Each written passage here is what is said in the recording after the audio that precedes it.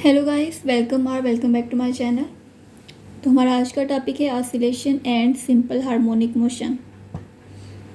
सबसे पहले हम इसके बेसिक कॉन्सेप्ट को समझेंगे कि ऑसिलेशन और सिंपल हार्मोनिक मोशन बेसिकली होती क्या है। ठीक है, तो सबसे पहले हम पढ़ते हैं ऑसिलेशन के बारे में कि ऑसिलेशन क्या होती है।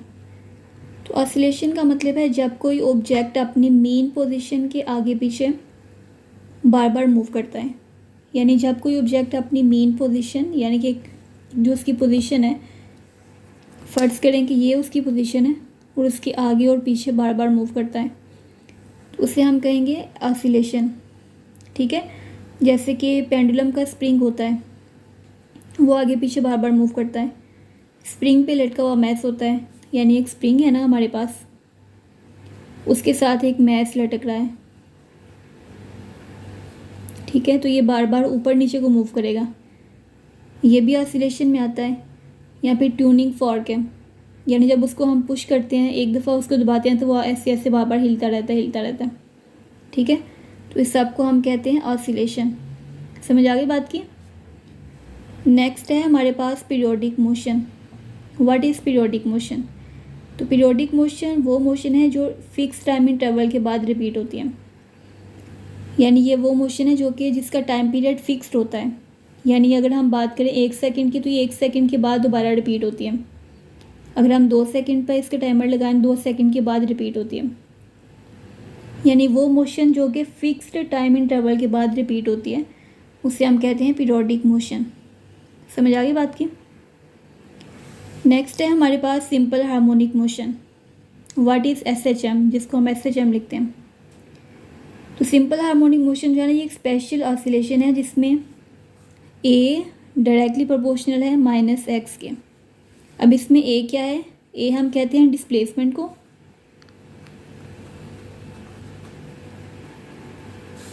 और एक्स हम कहते हैं डिस्टेंस को। ठीक है, यानी acceleration directly proportional to distance है। एक्सेलरेशन डायरेक्टली प्रोपोर्शनल होता है डिस्टेंस के। ये सिंपल हार्मोनिक मोशन का बेसिक फार्मूला है। ये क्योंकि अपोजिट डायरेक्शन में होता है, इसलिए इसके साथ ये नेगेटिव का साइन आता है। ठीक है, अपोजिट डायरेक्शन की वजह से इसके साथ नेगेटिव का साइन आता है। अब हम इस इक्वेशन को थोड़ा सा सॉल्व कर लेते हैं। ए डायरेक्टली प्रोपोर्शनल है -x के, और अगर हम इसका प्रोपोर्शनैलिटी कांस्टेंट को ख़त्म कर देंगे तो आएगा ए इक्वल -ω² x। ठीक है, नेक्स्ट हम जाके इसको भी सॉल्व करेंगे, लेकिन अभी के लिए इसका ये सोल्यूशन आता है, ए इक्वल -ω² x। क्लियर हो गया आपको जी। तो नेक्स्ट हम फाइंड करेंगे इक्वेशन ऑफ मोशन को। ठीक है, यानी एक स्प्रिंग है जिसका स्प्रिंग कांस्टेंट k है हमारे पास, और एक मैस उससे अटैच्ड है। अब हम उस इक्वेशन ऑफ मोशन को निकालेंगे कि वो किस तरीके से निकलती है। तो सबसे पहले स्प्रिंग का जो रिस्टोरिंग फोर्स है ना, वो हम निकालेंगे हुक्स लॉ से। हुक्स लॉ हमें क्या कहता है? F equal -kx। लास्ट वाले लेक्चर में हमने पढ़ा था हुक्स लॉ हमें क्या कहता है? F equals -kx। इसमें नेगेटिव साइन किस वजह से है? क्योंकि जो फोर्स है ना, वो डिस्प्लेसमेंट के अपोजिट डायरेक्शन में होता है। फोर्स हमारी हमेशा डिस्प्लेसमेंट के अपोजिट डायरेक्शन में होती है हुक्स लॉ के अकॉर्डिंग, इसलिए इसके साथ नेगेटिव साइन होता है। क्लियर हो गया। अब हमने जो शुरू से पढ़ा है वो होता है F इक्वल ma, यानी फोर्स किसके इक्वल है? मैस इनटू एक्सलरेशन के। ठीक है, इनमें से जो A है ना, ये किसके इक्वल आएगा? A equals dx/dt। ये भी हमने इक्वेशन पढ़ी हुई है। इसको हम लिख सकते हैं A equal x double dot, यानी dx/dt को हम लिख सकते हैं x डबल डॉट। इसका भी यही मतलब होता है ना। A की जगह पे हम ये इक्वेशन लिख सकते हैं, यानी F इक्वल m, और A की जगह पे हम ये वाली लिख सकते हैं x डबल डॉट। जी बिल्कुल, हम लिख सकते हैं। अब जो हमारी F इक्वल m a वाली इक्वेशन थी, वो बन गई F equal m x double dot. Clear हो गया। यानी एक ही क्वेश्चन है हमारे पास ये वाली और दूसरी क्वेश्चन है हमारे पास ये वाली। अब इन दोनों ही क्वेश्चंस को कंबाइन करेंगे किस तरह से, यानी f equal minus k x और f equal m x double dot, इन दोनों को हम कंबाइन कर लेंगे। इन दोनों ही क्वेश्चंस को हम कंबाइन कर लेंगे किस तरह से, माइनस के एक्स इक्वल्स आ जाएगा एम एक्स डबल डॉट के, यानी कि ये वाला पार्ट और ये वाला पार्ट एक दूसरे के इक्वल आ जाएगा।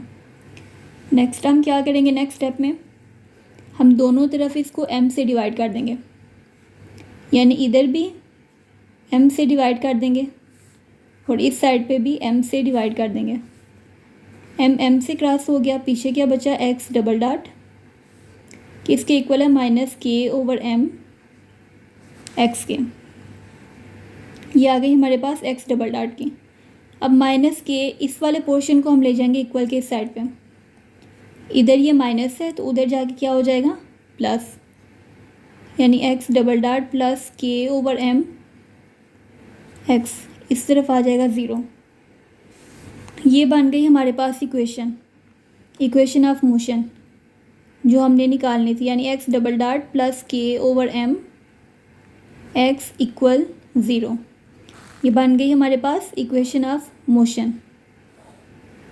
ठीक है, इनमें जो x डबल डॉट है ना, ये किसको शो करता है, एक्सेलरेशन को, ये शो करता है एक्सेलरेशन को।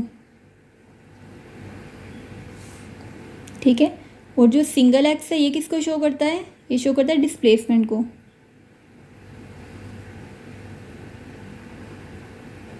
और ये पूरी की पूरी क्या होगी, ये स्टैंडर्ड फॉर्म हो गई इक्वेशन ऑफ मोशन की। क्लियर हो गया। ठीक है, अब हम चलते हैं नेक्स्ट स्टेप की तरफ। जी, तो नेक्स्ट स्टेप में हम फाइंड करेंगे एंगुलर फ्रीक्वेंसी को।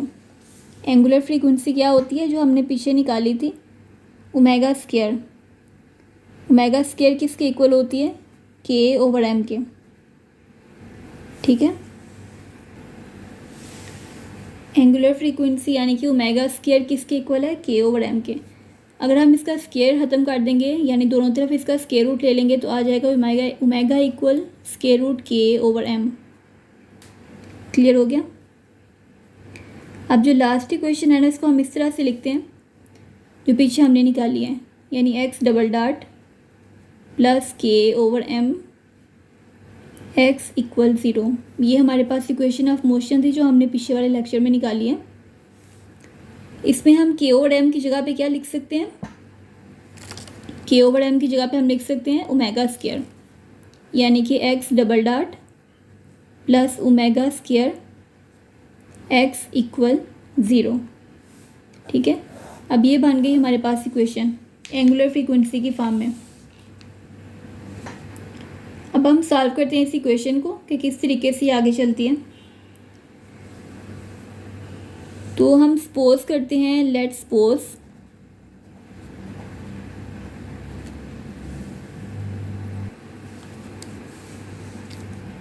x इंटू टी इक्वल्स है ई आर टी। ठीक है, ये हम फंक्शन पढ़ने लगे आगे। ठीक है, इस इक्वेशन, ये जो ओमेगा स्क्वायर एक्स है ना, यहाँ पे हम ये वाली इक्वेशन लगा देंगे। क्लियर हो गया, यानी इस वाली इक्वेशन में x की जगह पे हम ये वाली उसकी वैल्यू लगा देंगे, यानी बन गया x डबल डॉट, ये जो इक्वेशन है x डबल डॉट की जगह पे वही आएगा, omega square as it is आएगा।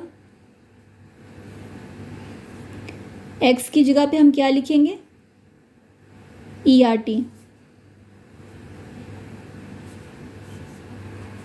किसके इक्वल आ गया 0। यानी इस इक्वेशन के अंदर हमने x की जगह पे x की ये वाली वैल्यू लगा दिया, तो हमारे पास ये वाली इक्वेशन बन गई। अब बेसिक इक्वेशन ये वाली है हमारे पास। अब हम क्या करेंगे, अगर x इसके इक्वल है, x equal e r t, तो x स्क्वायर किसके इक्वल होगा, r square e r t, यानी x इक्वल हो गया ना ई आर टी के। तो x का अगर हम डेरिवेटिव ले लेंगे तो वो क्या आएगा, r square e r t. यानी कि एक्स डबल डॉट की जगह पे आएगा r square e r t plus omega square e r t equal 0। अब ई आर टी इन दोनों के अंदर कॉमन आ रहा है, इसको बाहर निकाल लेंगे, अंदर आ जाएगा r square plus omega square equal आ गया 0 के। ठीक है, अब ई आर टी जो है is not equal to 0 as you know, तो क्या लिखेंगे r square plus omega square equal 0, यानी ये वाला पोर्शन आ गया 0 के इक्वल। यहाँ से हम इसकी भी वैल्यू निकाल सकते हैं, यानी r square equal minus omega square. दोनों तरफ डेरिवेटिव ले लेंगे तो क्या आएगा r equal plus minus iota omega, क्योंकि आयोटा किसके इक्वल होता है स्क्वायर रूट -1। तो ये जो माइनस है इसको हम स्क्वायर रूट में बाहर ले लेंगे, पीछे बचेगा plus minus iota W. Clear हो गया, ये बन गई हमारे पास आर की वैल्यू। तो गाइस नेक्स्ट हमारा टॉपिक है इनिशियल कंडीशन से ए और फाई फाइंड करना। ठीक है, फाई हम कहते हैं फेस को, ए हम कहते हैं एम्पलीट्यूड को। ये दोनों चीज़ें हमने पिछले वाले लेक्चर में पढ़ी थी। ए कहते हैं एम्पलीट्यूड को, फाई कहते हैं फेस को। समझ आ गई? अब इनिशियल कंडीशन हमारे पास क्या थी? इनिशियल कंडीशन थी x इंटू टी इक्वल्स है a cos omega t plus phi. Phi मतलब फेस, टी हम कहते हैं टाइम पीरियड को, ओमेगा कहते हैं एंगुलर फ्रीक्वेंसी को, ए होता है एम्पलीट्यूड। ठीक है, ये इक्वेशन थी हमारे पास इनिशियल कंडीशन। अब इस इक्वेशन से ए यानी कि एम्पलीट्यूड और फाई यानी कि फेस को इनिशियल कंडीशन यानी कि x 0 और v 0 इससे निकालना है। इसको हम स्टेप बाय स्टेप करते हैं। सबसे पहले आएगा स्टेप नंबर 1।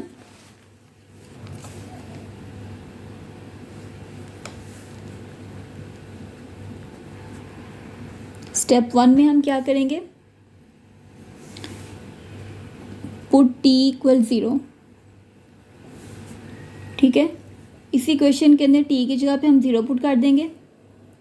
किस तरह से? यानी एक्स टी इक्वल ए काज ओमेगा टी प्लस फाई, ये इक्वेशन है ना। यहाँ पे हम जहाँ जहाँ पे टी है वहाँ पे 0 पुट कर देंगे, 0 आ गया। ए काज ओमेगा टी की जगह पे अगेन 0 आ गया प्लस फाई। ठीक है, यानी एक्स 0 ए काज ओमेगा को 0 से मल्टीप्लाई करेंगे तो 0 ही आएगा, और फाई अंदर वैसे का वैसे ही आएगा, यानी ए काज फाई आ गया। ठीक है, ये बन गई हमारे पास इक्वेशन ए।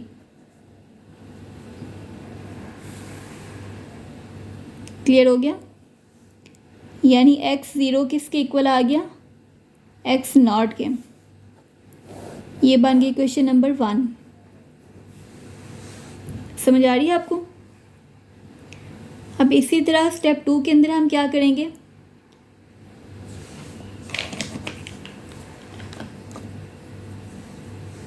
स्टेप 2 के अंदर हम क्या करेंगे?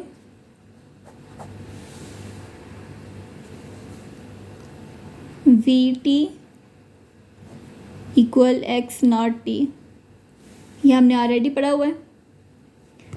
टी की जगह पे पहले हम इसकी बल्कि वैल्यू लिख लेते हैं। V t equal minus a omega sine omega t plus phi, यानी इक्वेशन यही है सेम।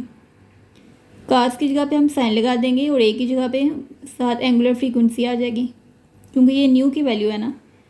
पहले हमने एक्स निकाला, अब हम न्यू को निकाल रहे हैं। टी की जगह पे 0 पुट कर देंगे,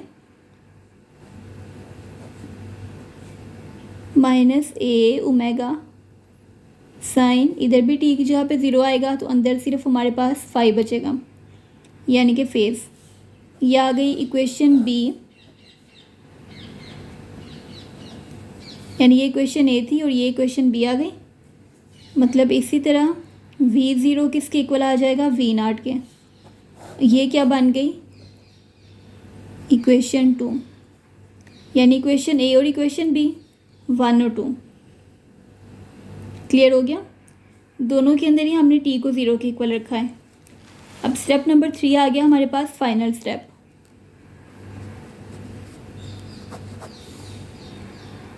स्टेप नंबर 3 के अंदर हमने क्या करना है, एलिमिनेट करना है हमने फाई को ए को गेट करने के लिए, यानी एम्पलीट्यूड को लेने के लिए हमने फाई को एलिमिनेट करना है, यानी एलिमिनेट फाई यानी फेस टू गेट ए यानी कि एम्पलीट्यूड। क्लियर हो गया।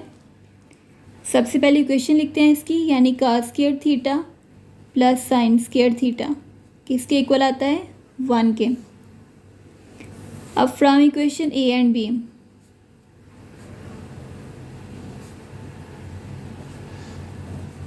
यानी इक्वेशन बी और इक्वेशन ए। इक्वेशन ए क्या थी, x0 इक्वल ए का फाई। इक्वेशन बी क्या थी, V0 equal minus a omega sine phi. ये दोनों इक्वेशन थी, ये ए थी और ये बी थी। क्या करेंगे, इन दोनों का हम क्या करेंगे, सॉल्व कर लेंगे। यानी x0 की जगह पे हम लिख सकते हैं x0, क्योंकि x0 की वैल्यू x0 के इक्वल है और V0 की वैल्यू V0 के इक्वल है। तो यहाँ पे